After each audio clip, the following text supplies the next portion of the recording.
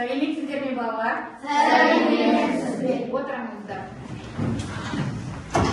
Балалар, бүгінгі біздің сабағымыздың тақырыбы менің атым Қожа. Өткен сабақта біз сіздермен менің атым Қожа әңгімесінің мазмұнымен, кейіпкерлерімен танысқан болатынбыз. Есіңізде бар ма? Енді өткен сабақтағы менің атым Қожа кейіпкерлерін сіздер қаншалықты есте сақтағандарыңызды тексеру үшін қазір мен сіздерге тапсырма беремін.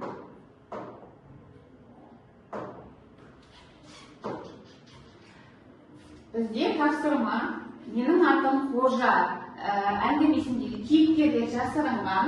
Қазір біз сол кейіпкерлерді табу керекпіз. Қане, кім шығады? Бірінші топтан келсін, Ернар келе ғой. Кес келе ғой. Қандай кейіпкерді таптың?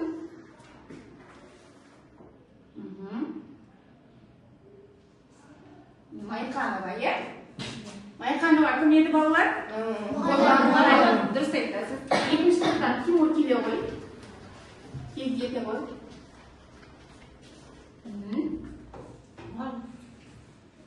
Жанар, балалар Жанар кім еді? Ең соғыз класстағы Қожаның. Ең сыныптағы Қожаның жақсы көретін қызы болған, я? Үшінші топтан Азамат келе ғой.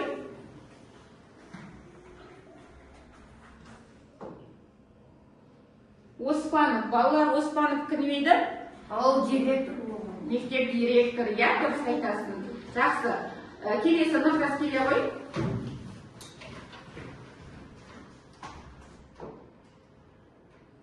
Жантас, ол кім балалар? Жантас ол сыныптағы жақсы оқитын оқушы және ол Қожаны ұнатпайтын, Қожаны ең жақсы оқитын оқушылардың бірі, иә? Жарайсыңдар. Келе ғой Рамазан.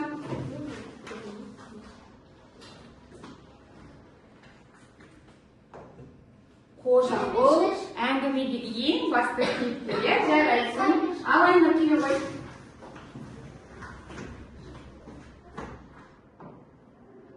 Бердібек, ол кім балалар? Қожаның жазған. Бердібек Соқпақбаев, ол кім? Қожаны жазған автор, иә? Жақсы.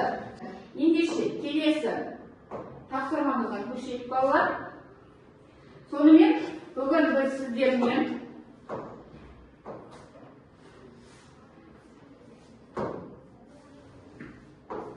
менің атым Қожа әңгімесіндегі кейіпкерлерді талдайтын боламыз және осы кейіпкерлерге салыстыру жасап, образын анықтайтын боламыз. Қазір біз бейнебаян көрейік.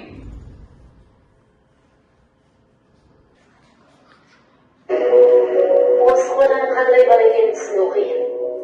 Кейде заңгерлерді мектептен қуып шыққым келеді. Ал кейде одан үлгілі ешкім жоқ. Оқушы деген қап емес, не болса соны сыйғыза береді. Ол шамшыда тек жаға білу керек. Қожаның шырағын жақтыңыз ба? Бейнебаяннан Қожаның қандай бала екенін белгісіз деп жатырмыз, иә? Бүгін біз сіздермен Қожаның іс-әрекеттерін талқылау арқылы оның қандай бала екенін анықтайтын боламыз.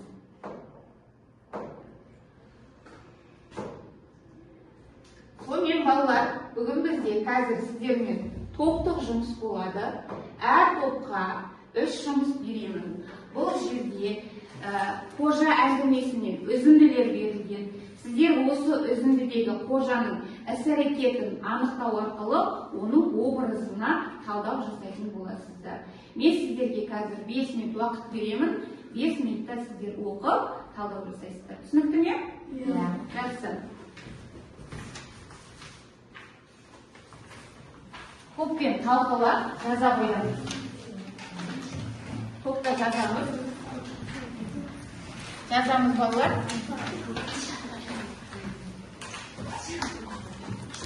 Жазып мәтінді оқып, сосын анықтаймыз.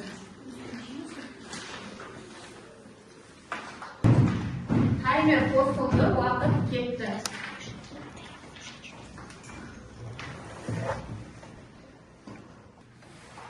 Топта талқылап, Қожаның әрекетін, образын анықтай қоямыз.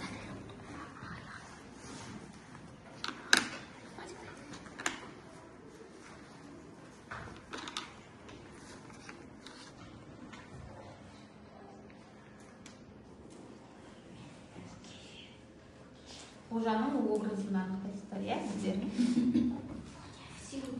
Сіздер қожаның образын анықтайсыздар, иә. Сонымен бізде 5 минут уақытымыз аяқталды. Қазір әрбір топтан бір топ басшысы шығып, топтық жұмысты қорғайды. Бірінші топтан Айнұр келе ғой, екінші топтан Мадияр келе ғой, үшінші топтан Жұлдыз. Ал кәне, балалар, біз бәріміз тыңдаймыз, ең жақсы жауап берген топты анықтаймыз. Ал Айнұр. Бірінші үзіндіде қожа ашуланып тұр, оның образы ашулану. Екінші үзіндіде қожа өкінді, оның образы өкіну. Үшінші үзіндіде қожа армандады, оның образы армандау. Жақсы. Екінші топ, Мадияр. Бірінші үзіндіде біз көреміз әдепті екенін. Екінші үзіндіде қожа намысқой. Үшінші үзіндіде жауапкершілігі бар бала. Жақсы, жарайсың. Жұлдыз. Жатанау үлкен, бойы ұзын, шашы қалың қара, бас досы бар.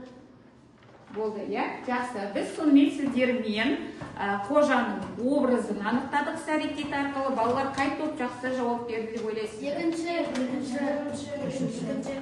Бірінші және екінші топ. Үшінші топта бізден қожаның образын жақсы анықтап берді.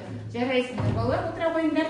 Балалар, қазір бізде екінші жұптық жұмыс болады. Қазір мен сіздерге жұптық жұмысты таратып беремін. Сіздер мына жерде берілген комикстерге қарап, бұл кейіпкерлердің іс-әрекеті мен образын анықтайтын болсыздар. Яғни не істеп жатыр және оған қандай образ беруге болады. Бұл сіздерге жұптық жұмыс.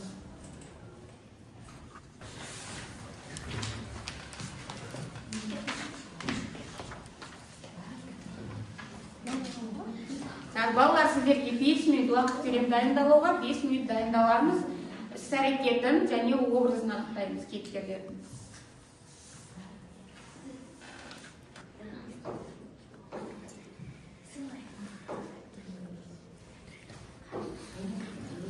Әдепсіз үлкені жүгіріп отыр. Ақылды. Тоже ақылды, көңілді, досыңды шақыруға келді. Болдық.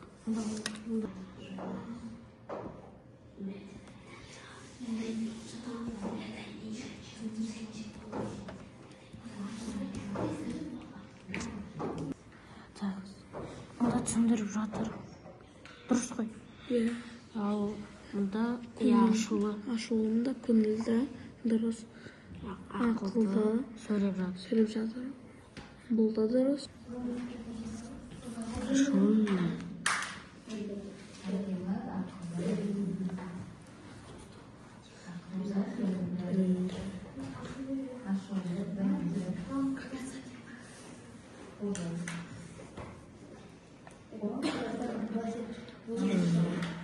Аяқталды. Бізде жеке жұмысқа берілген. Қазір сіздермен жұптық жұмыстың қорытындысын шығарайық. Қане, Хадиджа, қандай жауаптар? Қожа намысшыл, қорқақ, Жанар әдемі, ақылды, Майқанова ашулы, білімді, Қожа ақылды, Жанар көңілді. Жақсы, жарайсың. Так, екінші топтан кім айта ғой? Майқанова ақылды, Жанар көңілді, Қожа әдепсіз. Жақсы. Тағы. Жантас ойлы, Жанар әдемі, Жанар ақылды. Жарайсың, Рамазан. Так, сіздер Амел. Қожа ойыншы, Жанар білімді, Майқанова ашулы, білімді. Жақсы, жарайсыңдар. Сонымен балалар, біз сіздермен жаңағы кейіпкерлердің образын анықтап шықтық, иә? Қазір бізде сіздермен жеке жұмыс болады. Бұл қалыптастырушы жұмыс деп аталады. Қалыптастырушы бағалау жұмысы. Сіздер кейіпкерлердің Жантас пен Қожаны салыстырасыздар, екеуінің ерекшелігін және екеуінің ұқсастығын жазатын боласыздар. Бұл жеке жұмыс беріледі сіздерге.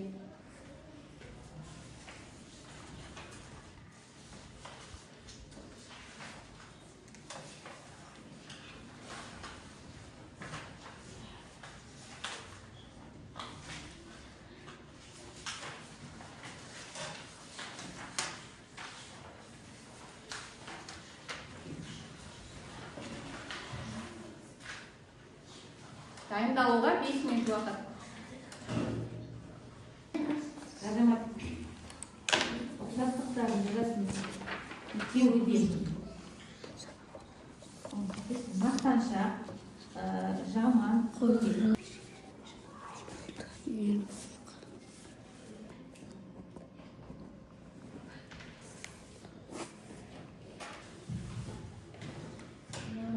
Балалар жеке жұмысқа берген уақыт аяқталды. Қазір біз қалыптастырушы бағалау жұмысын қалай орындадық, бірнеше оқушыны тыңдайық. Бірінші қатардан маған Кәусар жауап бере ғой. Кәусар тыңдайық. Қожа қызық, көңілді досы бар. Жақсы. Ал Жантас? Жантас ақылды, қу, айлакер, мақтаншақ. Жақсы, жарайсың. Екінші қатардан маған Нұртас жауап бере ғой. Қожа сабақты жақсы оқымайды, өтірік ойынбас, сұлтан деген досы бар. Жантас ақылды сынап үздігі, өзімшіл, қожаны жек көреді.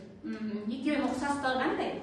Екеуі де оқушы, екеуі де бір қызды жақсы көреді. Жақсы.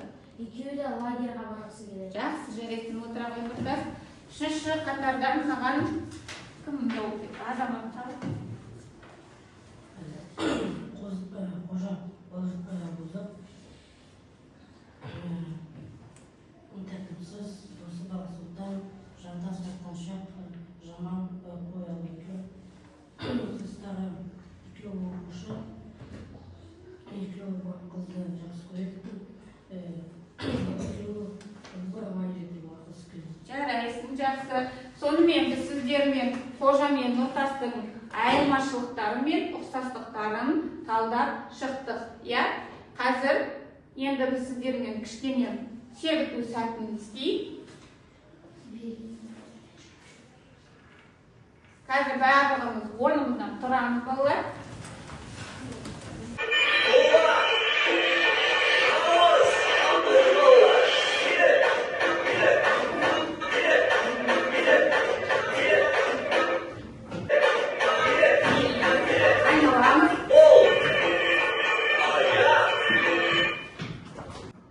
Балалар, сонымен біз сіздермен сергіп алдық, билеп алдық. Енді сабағымызды бекіту тапсырмасына келдік. Қазір сіздер мына жерде үзінділер берген. Осы үзіндінің авторы кім екенін, бұл үзінді кім бейнеленгенін қараймыз. Бірінші топтан кім келеді? Кәусар келе ғой. Кәусар. Өзі қу, бірақ қожадан үнемі таяқ жеп қалатын кейіпкер. Жантас, жарайсың. Отыра ғой. Екінші топтан кім келеді маған? Рамазан келе ғой. Рамазан. Так.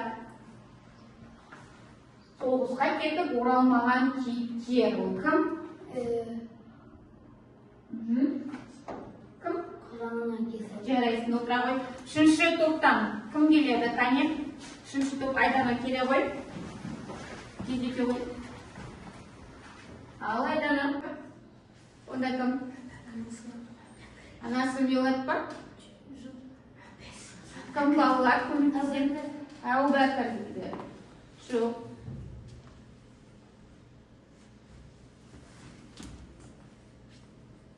Дұрыс емес. Мынау шаш еместі кенет қой. Так, істедіңіз?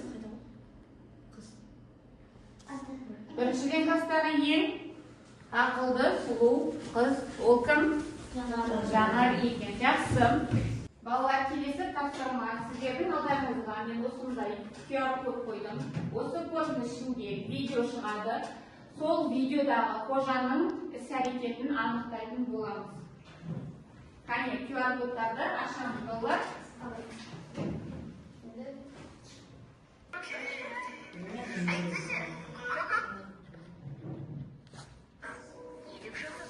Ертеңнен бастап келдек болып бірде-бір баламен төбелеспеймін. Егер өзгерсін, онда қойды. Әйтпесе, көкөк.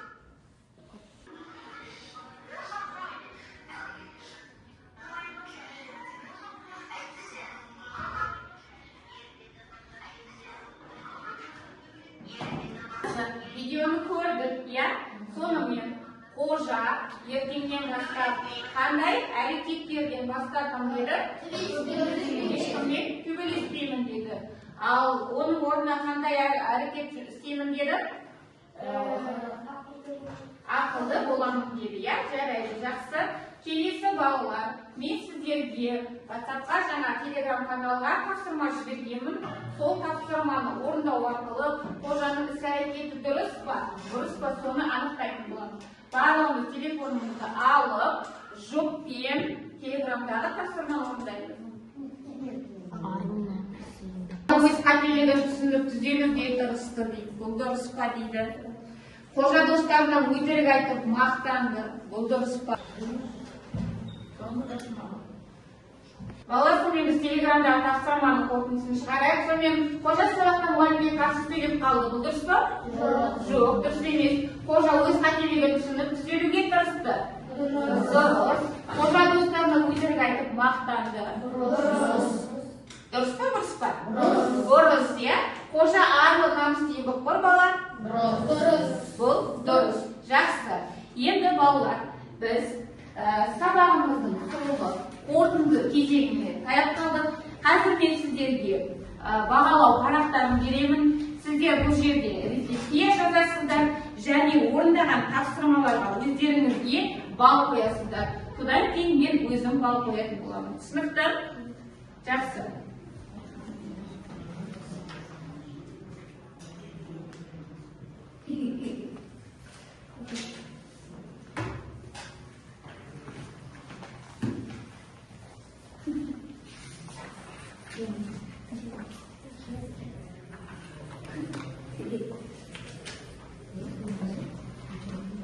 Ал қане балалар, орындаймыз.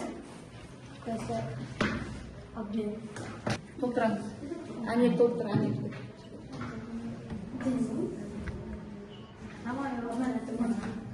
Әркім өзі толтырады.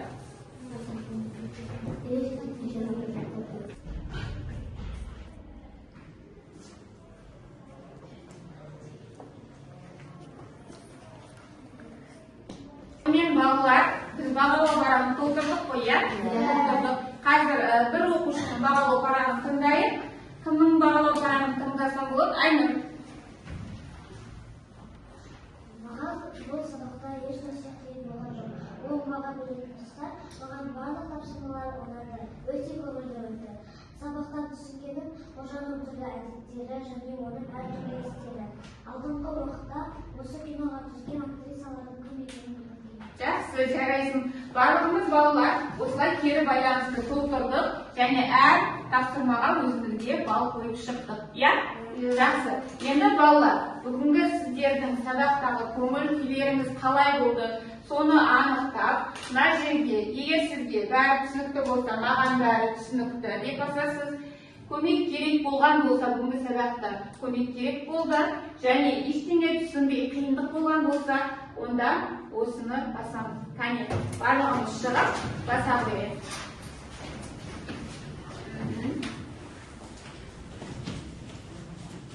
Барлықтарыңызға бәрі түсінікті болды ма бүгінгі сабақ? Иә. Жақсы.